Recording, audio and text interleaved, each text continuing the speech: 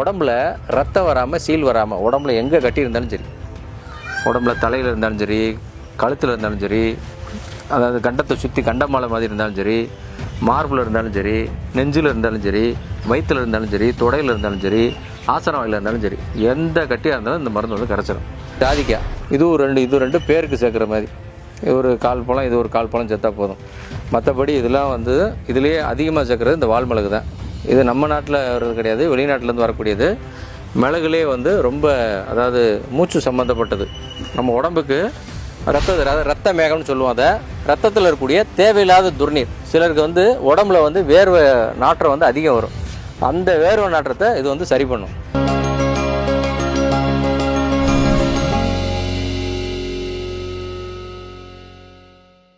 இயற்கையை மருந்து சேனலுடைய மேலும் பல பதிவுகளை தெரிந்து கொள்ள இந்த சேனலை சப்ஸ்கிரைப் செய்யவும், பெல் பட்டனை அழுத்தவும். மேலும் மருத்துவரின் ஆலோசனை பெற இந்த வீடியோவில் உள்ள எண்ணிற்கு தொடர்பு கொள்ளவும். இயற்கை மருந்தினருக்கு வணக்கம். நான் உங்கள் அன்பு சோனாரிதாஸ். நம்முடைய அருகில் பாரம்பரிய சித்த வைத்தியர் மதிப்புக்குரிய கிருஷ்ணகுமார் ஐயா இருக்காரு. ஐயா கிட்ட கேட்டேன், ஐயா இந்த கொழுப்பு கட்டிக்கு ஏதாவது மருந்துகள் இருக்கா அப்படின்னு கேட்கும்போது, தாராளமா இருக்கே அப்படின்னாரு. கட்டிகளே பல வகை வருது தம்பி. அதில் நகரும் கொழுப்பு கட்டி இருக்கு, நகராத கொழுப்பு கட்டி இருக்கு. ஆசன வேதம் இருந்தால் அது சீல் கொழுப்பு கட்டின்னு சொல்லலாம், இல்லை வந்து பார்த்தீங்கன்னா ஆசனவாய் கொழுப்பு கட்டி, ஆசனவாய் கட்டின்னு சொல்லலாம். இது மாதிரி பல்வேறு வகையான இடத்துல கட்டிகள் வருது. இது எல்லாத்துக்குமே அற்புதமான மாமருந்துகள் இருக்கு அப்படின்னாரு. அது என்னன்றதை இந்த தெளிவா இந்த வீடியோல பார்க்கலாம். வாங்க வீடியோக்குள்ள போலாம். ஐயா வணக்கம். ஐயா வணக்கங்க. ஐயா இன்னைக்கு பெரும்பாலும் பாத்தீங்கன்னாக்க கொழுப்பு கட்டினால நிறைய பேர் அவஸ்தைப்படுறாங்க. ஆமாங்க. அதை ஒரு சிலர் பார்த்தீங்கன்னாக்க ஆப்ரேஷன் பண்ணி ரிமூவ் பண்றாங்க. திரும்பவும் கொஞ்ச நாள் கழிச்சு பாத்தீங்கன்னா நிறைய இடத்துல வந்துருது. இதுக்கு தீர்வே இல்லையான்னு கேக்குறாங்க. இந்த கொழுப்பு கட்டி மட்டும் இல்ல, நிறைய இடத்துல கட்டிகள் வர்றதுக்கு வாய்ப்பு இருக்கு. என் கர்ப்பப்பையில கூட நீர்க்கட்டி நார்க்கட்டிகள் வர்றதுக்கு அதிகமான வாய்ப்புகள் இருக்கு, நிறைய பேருக்கு வருது. இப்போ நான் என்ன இந்த கட்டிகளை சரி பண்ணக்கூடிய அற்புதமான மாமருந்து சித்த மருத்துவத்தில் இருக்கா? அப்படி இருந்தா அது என்னென்ன மருந்துகள், எப்படியெல்லாம் பயன்படுத்தினா அந்த கொழுப்பு கட்டிகள் முதற்கொண்டு அந்த பிசிஓடி அனைத்து வகையான கட்டிகளும் சரியாகிறதுக்கான வாய்ப்புகள் அதிகமா இருக்கு. ஆமாங்க. இப்போ இந்த கட்டிகளை பற்றி, கட்டி கரையும் அப்படின்றது அகத்திய பெரும்பான் எழுதின ஒரு கௌமுதி நூல்னு ஒரு நூல் இருக்குது. ஓகே. அந்த நூலில் வந்து வேற ஒரு நோய்க்காண்டி அந்த மருந்தை போட்டிருக்க ஒரு சூர்ணத்தை, அந்த சூர்ணத்தை நாங்கள் வந்து வேற ஒரு நோய்க்கு அனுபானமாக கொடுத்தோம். அப்படி கொடுக்கும்போது பார்த்தோம்னா அவருக்கு வந்து ஆசனத்தில் ஒரு பெரிய கட்டி இருந்துச்சு. அந்த கட்டியை கரைஞ்சி போயிடுச்சு. அவர் நம்மகிட்ட மருந்து வாங்கினவர் சொல்கிறார், ஐயா நீங்கள் மருந்து கொடுத்தீங்க, இந்த பிரச்சனைக்காண்டி மருந்து வாங்கினேன், எனக்கு இந்த பிரச்சனையும் சேர்ந்து சரியாயிடுச்சு ஏன்னாரு. அப்புறம் தான் பார்த்து, ஸோ இந்த மருந்து வந்து தொண்டையில் இருக்க உள்நாக்கு வளர்ச்சி, அதாவது டான்சில் அதுக்கு தானே போட்டிருந்தாங்க, அதுக்கு தான் மெயினாக சொல்லியிருக்காங்க. இது என்னடா கீழே ஆசன வாயில் இருக்க கட்டியை கூட கரைச்சிருச்சே அப்படின்னு அப்புறம் தான் கண்டுபிடிச்சோம். அப்புறம் நானே நண்பர்கள் மற்ற வைத்தியர்கள், அதாவது மருந்து இது மாதிரி மருந்து செஞ்சு கொடுக்குறோம்ல, அந்த வைத்தியர் கலந்துரையாடலில் பண்ணிவிட்டு அவரும் பல கேஸு கொடுத்தாரு. கட்டி இருக்கிற கேஸுக்கெலாம், கொழுப்பு கட்டி கரைஞ்சதெல்லாம் நாங்கள் கண்கூடாக பார்த்துருக்கோம். சாதாரணமாக ஒரு கட்டி, கொழுப்பு கட்டி 1 இருக்குது 2 இருக்குன்னா அதை ஃபஸ்ட்டு வந்து எடுக்கக்கூடாது, அந்த கட்டியை ரிமூவே பண்ணக்கூடாது. கட்டியில் வந்து 2 டைப் சொல்லுவோம் சித்தால சொல்லும்போது. ஒன்று வந்து காய்ச்சல் கட்டி, இன்னொன்று சளி கட்டி. காய்ச்சல் வந்து அந்த காய்ச்சலை வந்து உடனே நீங்கள் அன்னைக்கே எனக்கு ஒரு ஆன்டிபயோட்டிக் போட்டு ஒரு நோய் எதிர்ப்பு சக்தி உண்டு பண்ணுறேன்னு சொல்லி ஒரு இன்ஜெக்ஷனை போட்டு அன்னைக்கே காய்ச்சல் சரியாகணும்னு சொல்லி யார் யாரெல்லாம் முயற்சி பண்ணுறாங்களோ அவங்களுக்கு உடம்புல அது அப்படியே கரடு கட்டின மாதிரி மாறிடும். அதாவது சதையே கட்டியாக இருக்கும், அதான் கொழுப்பு கட்டின்னு சொல்கிறோம். ஓகே. சதை ஃபுல்லாக, அந்த கட்டி ஃபுல்லாக சதை தான், அப்படி இருக்கும். சிலருக்கு வந்து சளி இருக்குது பாருங்க, அந்த சளி உடம்புல ஒரு 4 படம் இருக்கும். அந்த சளியை ரிமூவ் பண்ணுறதுக்கு எந்த வேலையும் பண்ண மாட்டாங்க, காரி துப்புறது கிடையாது, சளியோடைய வாழ்க்கையை தொடர்ந்து போயிட்டே இருப்பாங்க. அப்படிப்பட்டவங்களுக்கு உடம்புல அந்த வரும். அதிகமாக சொல்லப்போனால் உடல் பருமன் இருக்கவங்க, அவங்களுக்கு அந்த கட்டி வந்து ஃபார்ம் ஆயிரும். ஒரு கட்டியை ரிமூவ் பண்ணி எடுத்தால் போதும். அது வந்து ஒன்று தான் எடுத்துருப்பாங்க, ஆப்ரேஷன் பண்ணி அதை லைட்டாக எடுத்து விட்டுருப்பாங்க. பார்த்தா உடம்புல பலது வந்துடும், அந்த கட்டி மறுபடியும் உருவாக ஆரம்பிச்சிடும். இதுக்கு எல்லாத்துக்குமே பொதுவாக சொல்லக்கூடியது என்னென்னா, கட்டி வரவங்க எல்லாருமே இனிப்பையும் புளிப்பையும் குறைச்சிக்கங்கன்னு சொல்லுவோம். அதே மாதிரி தண்டுவளத்தில் ஒரு கட்டி வரும் ஸ்பைனல் கார்டில், அது வந்து ராஜா கட்டின்னு சொல்லுவோம், ராஜா பிளவின்னு சொல்லுவோம்.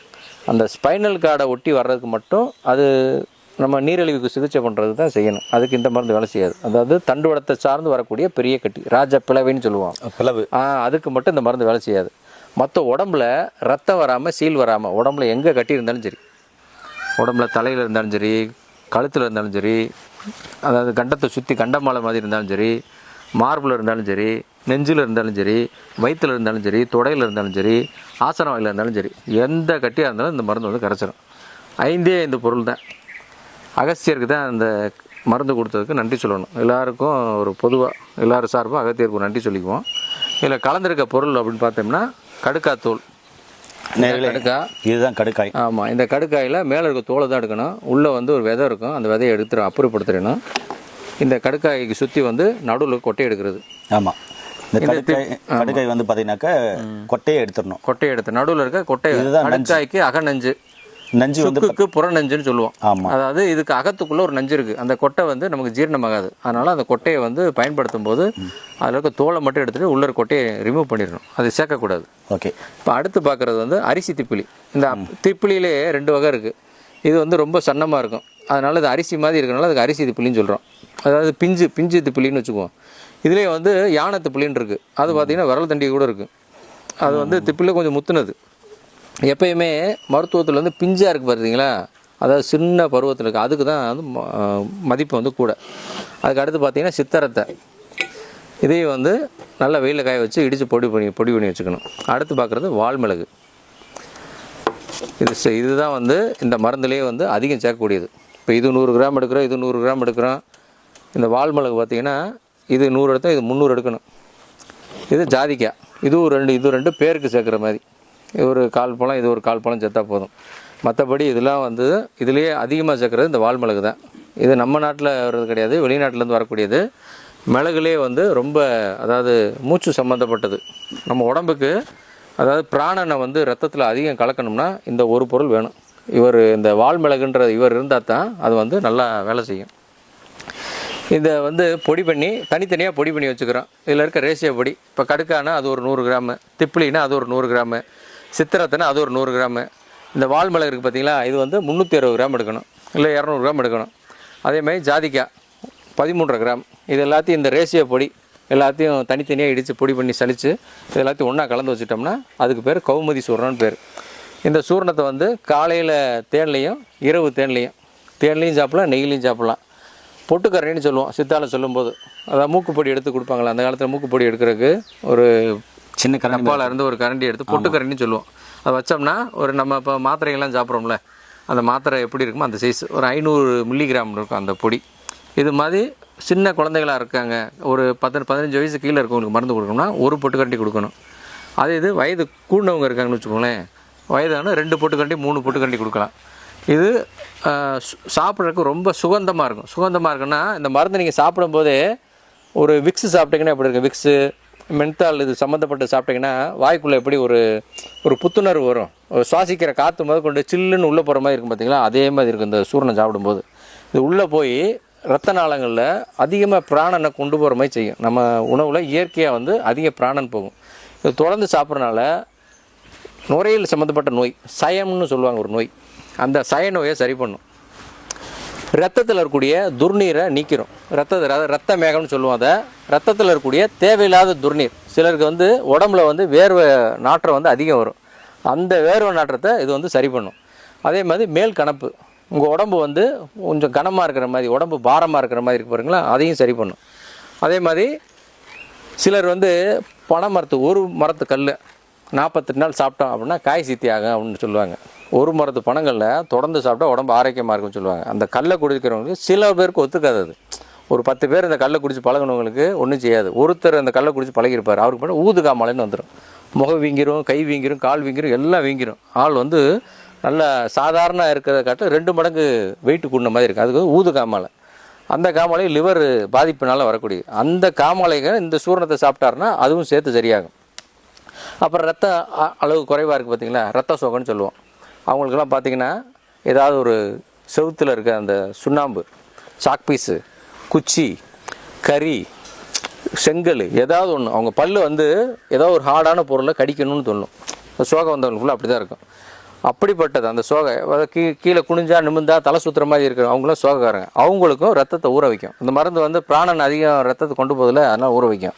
அதுமாதிரி சிலருக்கு இயற்கையாக வந்து அஸ்தி சுரம் இருக்கும். அஸ்தி சுரம்னா எலும்பில் வந்து ஹீட் இருக்கும், எப்பயுமே காய்ச்சல் அடிக்கிற மாதிரி சுரமாகவே இருக்கும். அந்த எலும்பு சுரத்தை வந்து இந்த மருந்து வந்து சரி பண்ணும். யார் வந்து திடீர்னு மெலிஞ்சு போகிறாங்க, அவங்க இந்த மருந்து சாப்பிட்டோன்னா மெலிஞ்சு போக மாட்டாங்க. அதேமாதிரி இழப்பு, மூச்சு வாங்குறத சரி பண்ணும். உடம்பு வந்து கை காலில் வந்து காந்தல் இருக்கிற மாதிரி, கண் எறிகிற மாதிரி இருக்குன்னா அதையும் சரி பண்ணும்.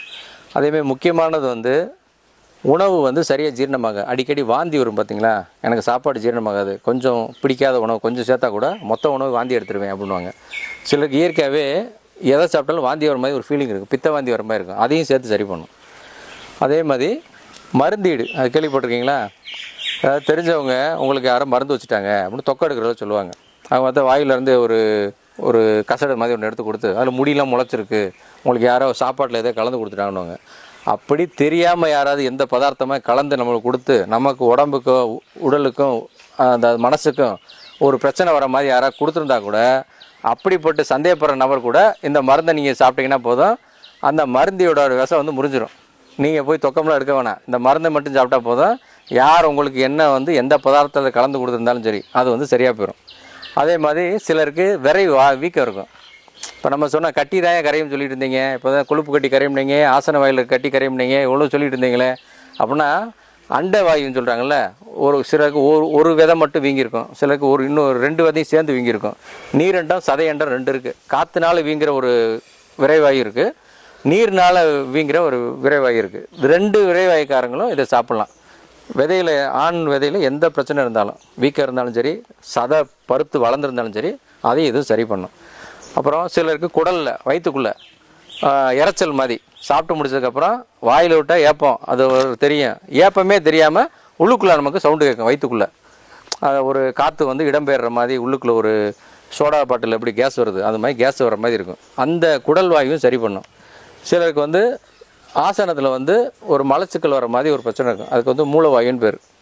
மலச்சிக்கல் மலம் கழிக்கிற மாதிரி தோணும், போய் டாய்லெட்டு போய் மலம் கழிக்க போனார்னா மலம் வராது, காற்று மட்டும் வரும், அதுக்கு பேர் மூலவாயுன்னு பேர். இப்போ சாதாரணமாக கேஸு நம்ம கொஞ்சம் உடம்பை தூக்கிட்டு விட்டுட்டோம்னா அது பாட்டு போயிடும், அதுக்கு ஒரு கேஸு. இந்த மூலவாயுன்றது என்ன பண்ணும், மலம் வெளியே வரக்கூடிய மாதிரி என்ன அறிகுறியோ அது எல்லாத்தையும் காட்டும். மலம் தான் வரப்போகுதுன்னு போய் உட்காந்து பார்த்ததுன்னா வெறும் காற்று மட்டும் பிரிக்கும். இந்த வாயுவும் அதை வந்து சரி பண்ணும். அப்புறம் உடம்புல எங்கே வலி இருந்தாலும் சரி, உச்சந்தலையிலேருந்து கால் பாதம் வரைக்கும் சதைன்னு இருக்க பகுதியில் எங்கே வலி இருந்தாலும் சரி, அந்த வலியை ஃபுல்லாமே இது சரி பண்ணிடும். அப்புறம் வந்து உடம்புல இப்போ நம்ம ஏற்கனவே சொன்னோம்ல, முத சொன்னது இந்த மருந்து ஆரம்பித்ததே கட்டி கரையிறதுக்கு தான். சின்ன முகத்தில் இருக்க பருவிலேருந்து உடம்புல வரக்கூடிய பெரிய கட்டி எதுவாக இருந்தாலும் சரி, இந்த மருந்து தொடர்ந்து சாப்பிட்டாங்க அப்படின்னா 100க்கு 100, அதாவது முற்றிலும் சரி பண்ணிடும். கட்டி மறுபடியும் எலும்பாது உடம்புலேருந்து. அதுக்கு கட்டியோட ஆணி வேறுன்னு சொல்லுவாங்கள்ல, ஒரு சிலந்தி வந்துச்சு அப்படின்னா அந்த காலத்தில் பார்த்திங்கன்னா ஆறுமுகம் களிம்புன்னு ஒன்று வச்சுருப்பாங்க. தார் மாதிரி ஒரு களிம்பு இருக்கும், அந்த களிம்பை வந்து ஒரு டப்பாலேருந்து எடுப்பாங்க, ஒரு மூக்குப்படி டப்பா மாதிரி இருக்கும், அந்த டப்பாலேருந்து எடுத்தால் கருப்பு கலர் தார் மாதிரி இருக்கும், அது ஒரு கத்தியில் எடுப்பாங்க. எடுத்து அந்த களிம்பை எடுத்து நெருப்பில் கொஞ்சம் காட்டுவாங்க, காமிச்சது அது உருகுற மாதிரி உருகும்போது ஒரு நல்ல ஒரு பேண்டேடு கிளாத் மாதிரி ஒரு துணி, கிழிஞ்ச துணியில் அந்த இதை தடை விடுவாங்க, அந்த களிம்பை தடை விட்டு கட்டி மேலே ஒட்டி விட்ருவாங்க. இந்த கட்டி சிலந்தி கட்டி இது மாதிரி கட்டியில் பார்த்திங்கன்னா ஒரு 3 நாள் 4 நாள் அந்த கட்டி வந்து அப்படியே கட்டி மேலே அந்த தார் மாதிரி இருக்கிறது இறுக்கி அந்த கட்டியை பழுக்க வச்சு அதில் வந்து சீல் வர வச்சிடும். இந்த பேண்டேடை ரிமூவ் பண்ணும்போது பார்த்திங்கன்னா அந்த கட்டிக்குள்ளே இருக்க அந்த கசடு ஃபுல்லாக சேர்த்து வெளியே கொண்டு வந்துடும். இது வந்து ரொம்ப ரண சிகிச்சை மாதிரி. ஆனால் சிலந்திக்கு இதான் மருந்து. இப்போ அந்த காலத்தில் வந்து இப்போ நான் எல்லாம் சின்ன பிள்ளையாக இருக்கும்போது கட்டி வரும்போது அதெல்லாம் வச்சு விட்ருக்காங்க எங்கள் பாட்டி. அப்படிப்பட்ட ஒரு மருந்து அந்த களிம்பு. இந்த களிம்பு வந்து நம்மளை புண்ணாக்கி உள்ளே இருக்க வேறு எடுத்து விடும். இப்போ நம்ம சொல்கிறோம் பார்த்திங்கன்னா இந்த கௌமுதி சூரணம், அகஸ்தியர் சொன்னது, இந்த சூரணம்னா புண்ணும் வராமல், நீரும் வராமல், சலமும் வராமல், ரத்தமும் வராமல் உங்களை அப்படியே வந்து உடலோட உடலாக எப்படி கட்டி தோண்டுச்சோ அதே அந்த மூலத்தை சரி பண்ணி நம்ம உடம்புல வந்து வேர்வை சிறுநீர் மலத்தில் போகிற மாதிரி பண்ணிடும். 100க்கு 100 அந்த கட்டின்ற பிரச்சனைக்கே இடம் கிடையாது. அப்படியே ஒரு அருமையான ஒரு மருந்து இந்த அகத்தியர் சொன்ன கௌமுதி சூரணம். சூப்பருங்க ஐயா. ஏன் நேர்களே, ஐயா சொன்ன நிறைய விஷயங்கள் பார்த்தீங்கன்னாக்கா படிப்படியாக கவனிச்சுட்டு வந்திருப்பீங்கன்னு நினைக்கிறேன். அனைத்து வகையான கட்டிக்கும், முக்கியமாக கொழுப்பு கட்டி, அது நகரும் கட்டியாக இருக்கலாம், நகராத கட்டியாக இருக்கலாம், இல்லை உடல் உள்ளே ஏற்படுற கட்டிகள், கர்ப்பப்பையில் ஏற்படுற நீர்க்கட்டி, நார்க்கட்டி முதற்கொண்டு, அதுக்கப்புறம் வேறு எந்த இடத்துல கட்டி, இல்லை டான்சலில் ஏற்படுற, அதாவது இங்கே ஏற்படுற டான்சல் கட்டி எதுவாக இருந்தாலும் சரி, இந்த கட்டிகளை சரி பண்ணக்கூடிய அற்புதமான மாமருந்து அகத்தியர் சொன்ன மாமருந்து, அகத்தியர் சொன்ன ஃபார்முலா செஞ்ச மருந்து பார்த்தீங்கன்னா அற்புதமாக வேலை செய்யுதுன்னு சொல்கிறாரு. நிறைய பேர் கொடுத்துருக்காங்க. இந்த மருந்து வேணும்னா கீழே போகிற நம்பருக்கு கால் பண்ணுங்கள். படித்த பட்டதாரி மருந்து மூலம் கொடுக்குற மருந்துகளையும் ஆலோசனைகளும் பெற்று நோய் நொடி இல்லாமல் ஆரோக்கியமாக வாழுங்க. குறிப்பாக இந்த வீடியோவை யாருக்கெல்லாம் கொழுப்பு கட்டி இருக்கிற ஃப்ரெண்ட்ஸ் இருக்காங்களோ, ரிலேட்டிவ் இருக்காங்களோ, இல்லை ஃபேமிலி இருக்காங்களோ, அவங்க எல்லாருக்குமே இந்த வீடியோவை ஷேர் பண்ணிவிடுங்க. கண்டிப்பாக உங்களுக்கு இந்த வீடியோ பயனுள்ளதாக இருக்கும். மீண்டும் இன்னொரு அருமையான பதிவு சந்திக்கலாம். நன்றி, வணக்கம். வணக்கம் ஐயா. நன்றிங்க, நன்றி, வணக்கம்.